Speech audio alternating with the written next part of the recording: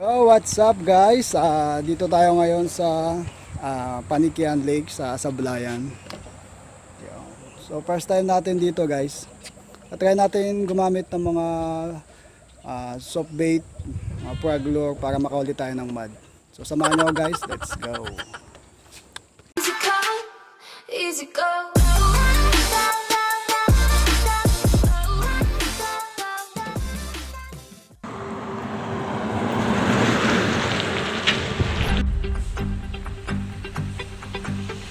Yun.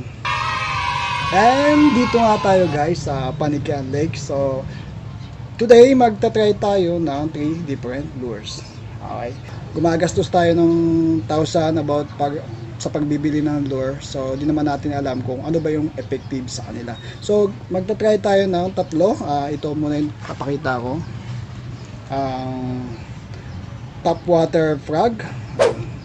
So madami siya guys. Marami siya guys, pero ang favorite ko ay itong black with yellow. Kasi ilang beses na ako nakatch dito. Meron din tayong frog. Teka.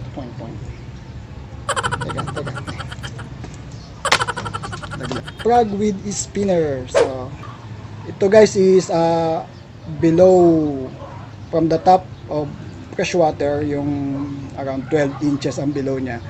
Nag-i-spin siya doon guys. Okay, so I choose green. Maybe siguro green ang gagamitin natin kasi more natural.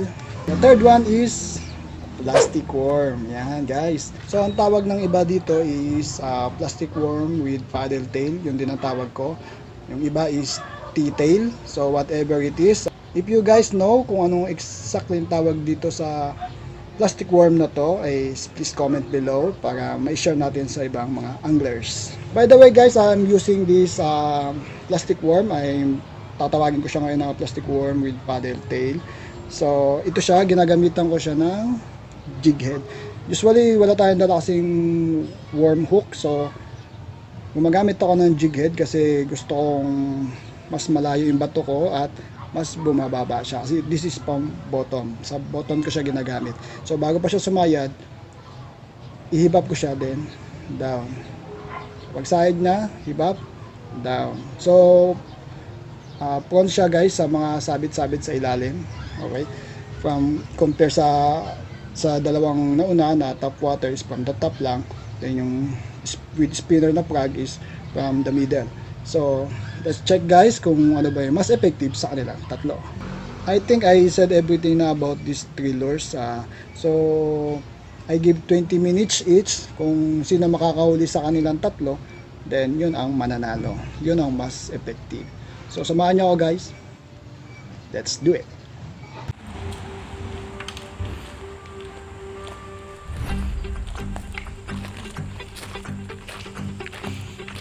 So ayan, pagpasok mo ayan, makikita mo guys, napakagandang tanawin. Ayan, so maganda dito buong gabi mag-overnight. Diyan ka magtatayo ng tent.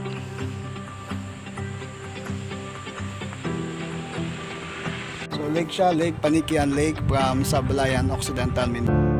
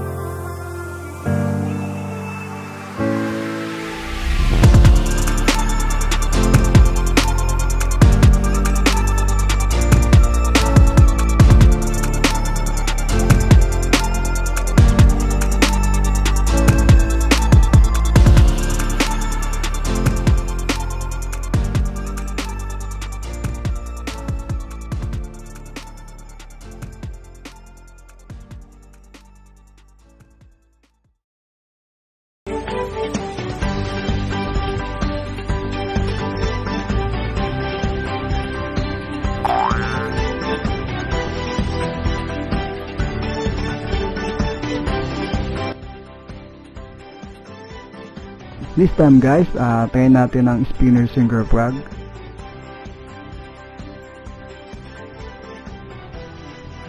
So kanina guys, yung top water frog na subukan natin, yung first lure natin, ayun, bokya tayo. Siguro dahil sa mainit pa kaya ang mga dalag nagtatago sa ilalim.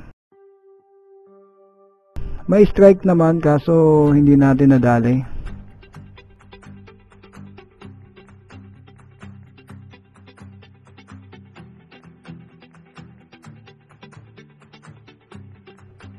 So ang spinner guys ay lumulubog ng 9 to 12 inches from the top. So mas visible siya sa mga dalag sa ilalim. So let's see, try and try.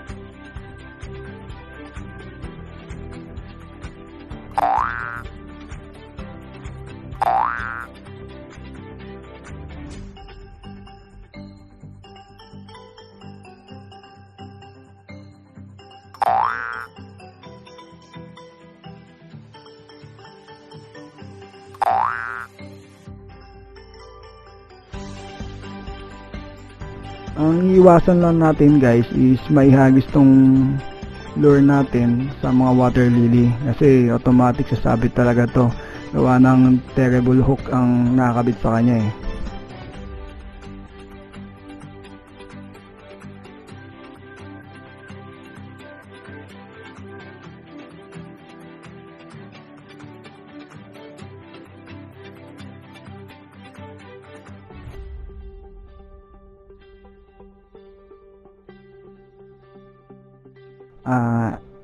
So I think susuko na ako. It's around 20 minutes past na kaya so we're going to jump to the next lure. Kung wala talaga is ganun ang fishing, is not all the time may huli.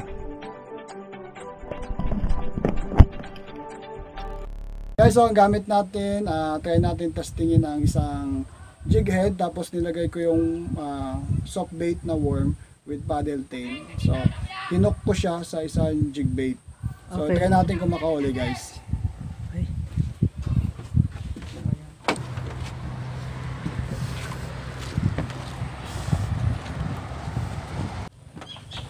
Yeah, guys.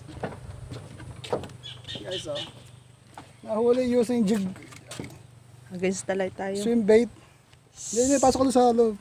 Sabi ko sa'yo, mami, I told you. I told you. I told you, you see?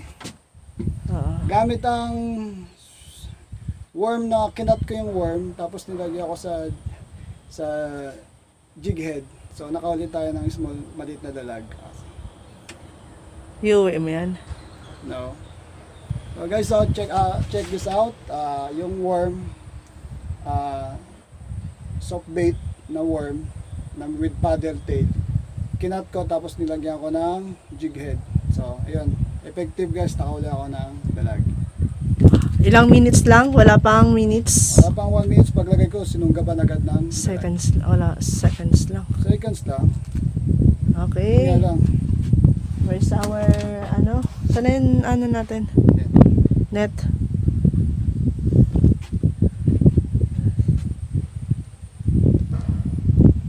Ayos. So effective talaga guys.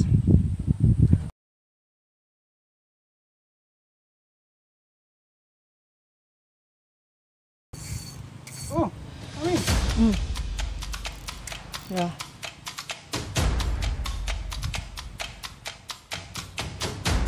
Ano mo? Video mo? Oh. Oh. On. Come on guys. Ay, guys. Wow. Fish yun guys. Woo! Woohoo! Come on. Nakita sa loob. I told you. I told you, my man. My man, I told you! Wow! Ayos! Kita nyo guys?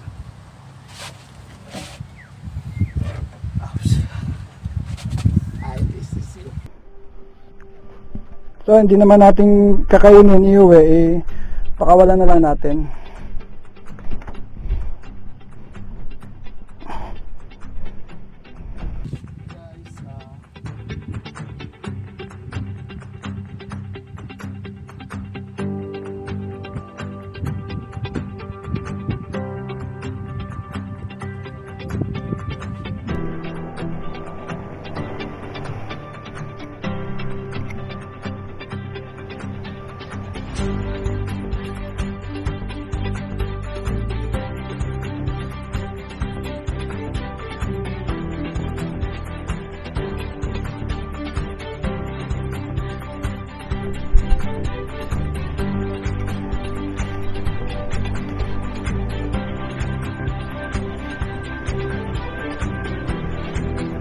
So yun yung disadvantage.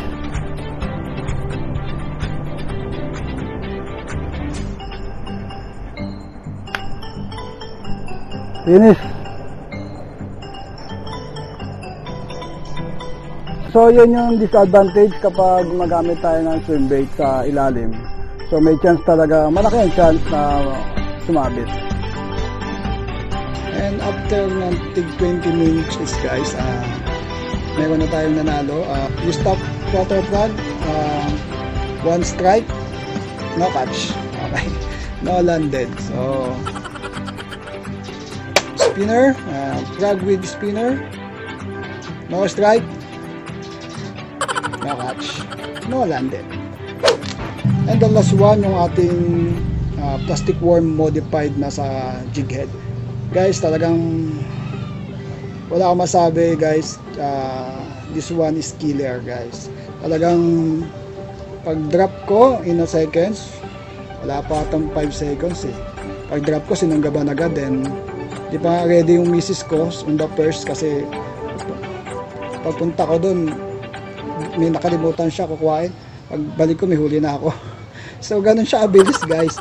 Then yung the second time, yung malaki na nahuli ko is pag drop ko, kaka-open niya pa lang nung camera, nakahuli na naman agad ako. So talaga guys, kung eksakto yung pag naihagis nyo to exactly do sa position nung dalag, talagang guaranteed 100% huling-huli guys. So for me, this one ang nanalo. So guys, hanggang dito na lang uli. Until next time guys, promise ko babalik ako dito at itatry ko uli yung mas mahabang time sa paggamit ng mga fishing lures, kasi nag-enjoy talaga ako So magdadala na rin ako ng buhay na bulate, kasi may nakita akong malaking karpa, laki guys. So nangati ang kamay ko dun. So that's all. Until next time, happy fishing. Bye bye. Yan na. Sama ko misis ko no. Kaway kaway. Easy come, easy go.